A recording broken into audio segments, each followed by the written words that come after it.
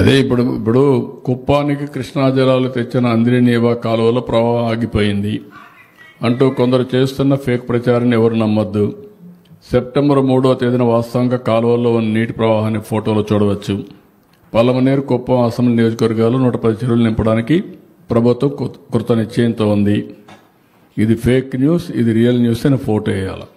ఇది మా పని చేయాలన్నా ఇలాంటి తప్పుడు రాజకీయాల మీద అనునిత్యం వివరణ ఇవ్వాలన్నా, వీళ్ళకి బుద్ధి జ్ఞానంగా ఉంటే, వీళ్ళు మనుషులైతే వీళ్ళు ఏం చేయాలని అడుగుతున్నా.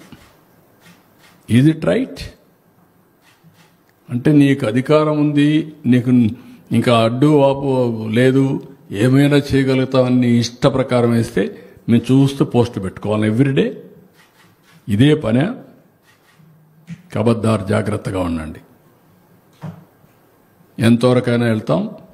Will control this fellows. అవసరమైతే మొన్న కూడా చెప్పాను, మొన్నటి వరకు ఆడవాళ్ల పైన పడ్డారు, క్యారెక్టర్ అసాసినేషన్ చేశారు, రాజధాని పైన పడ్డారు, ఇప్పుడు ఇలాంటి తప్పుడు పనులు చేస్తారు.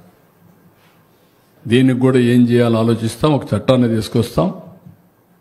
ప్రతి ఒక్కరు కూడా వాక్ స్వాతంత్రం ఉంది, రాసే స్వేచ్ఛ ఉంది, సోషల్ మీడియా ఉంది, ఏదైనా పెడతాం.